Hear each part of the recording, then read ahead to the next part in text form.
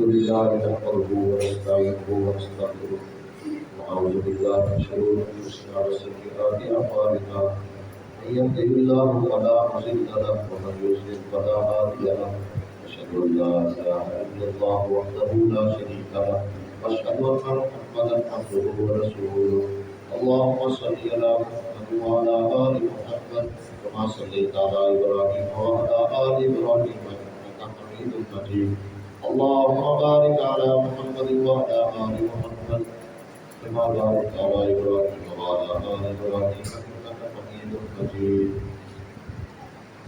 پچھلے خطبہ میں نے نماز کے حوالے سے آپ اور بھائیوں کو توجہ دلائی تھی کہ نماز اللہ کا بہت بڑا فرض ہے، اس کو ادا کرنا چاہیے. یہ ہمارے ذمہ ہے، ہر مسلمان آپ کے والے پر نماز فرض ہے، اس کا اہتمام کرنا چاہیے. اس میں سستی کرنے والا بندہ اللہ کے نبی علیہ السلام نے اس کو منافق شمار کیا. نبی علیہ السلام کے دور میں جو بندہ نماز میں سستی کرتا تھا، نماز پڑھتا تھا، چھوڑتا نہیں تھا، صرف سستی کرتا تھا، لا یأتون الصلاۃ الا وهم کسالى، سستی سے نماز ادا کرتے ہیں. قرآن مجید نے بھی اور اللہ کے نبی علیہ السلام نے ان کو منافق قرار دیا. اللہ تعالیٰ ہمیں دعا فرمائے ہماری سستی کو دور فرمائے. اسی طرح جمعے کی ادائیگی میں بھی سستی کریں نہ کیا کریں. میں نے 12 مرتبہ آپ احباب کو نصیحت کی ہے کہ جمعے کے لیے خطبہ شروع ہونے سے پہلے آیا کریں.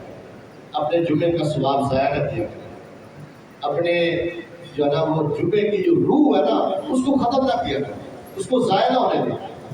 خطبہ شروع ہونے سے پہلے تشریف لایا کریں.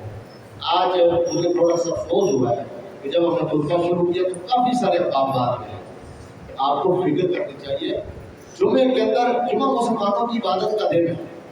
اللہ نے پسند کیا ہمارے لیے اور ہمارے نبی علیہ السلام نے اس کو اختیار کیا، اور اس جمعے کی وجہ سے ہماری بڑی برکتیں ہیں.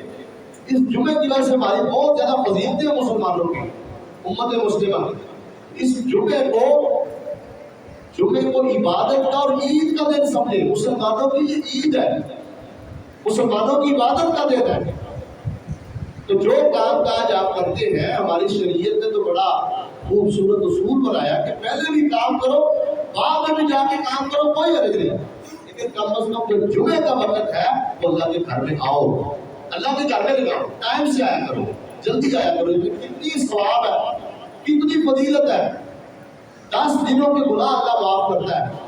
جو بندہ امام کے خطبہ شروع ہونے سے پہلے آ جاتا ہے، قریب ہو کے بیٹھتا ہے، پوری توجہ سے خطبہ سنتا ہے اور خطبے کے دوران کوئی ایسی حرکت اور بات نہیں کرتا جو اس کے ثواب کو ضائع کرے، اللہ تعالیٰ اس بندے کے 10 دنوں کے گناہ معاف کرتا ہے. اس کو کوشش کیا کریں، جو سستی ہے اس کو دور کریں.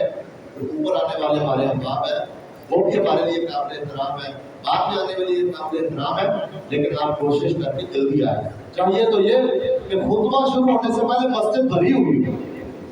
جیسے ہم امام مساجد اور خطیبوں کے ٹائم کا خیال کرتے ہیں نا، خطیب صاحب ٹائم سے پہنچنے چاہیے، امام صاحب ٹائم سے نماز پڑھانے آنے چاہیے. یہ تمہیں بھی خیال کرنا چاہیے. تسی بھی ٹائم سے آیا کرو، آپ کو بھی وقت پہ آنا چاہیے. تو اس لیے وقت کا خیال کیا کرے. اللہ تعالیٰ ہمیں توفیق دے. تو بھائی ماشاء اللہ پہلے بھی اس طرح تعاون کر رہے ہیں.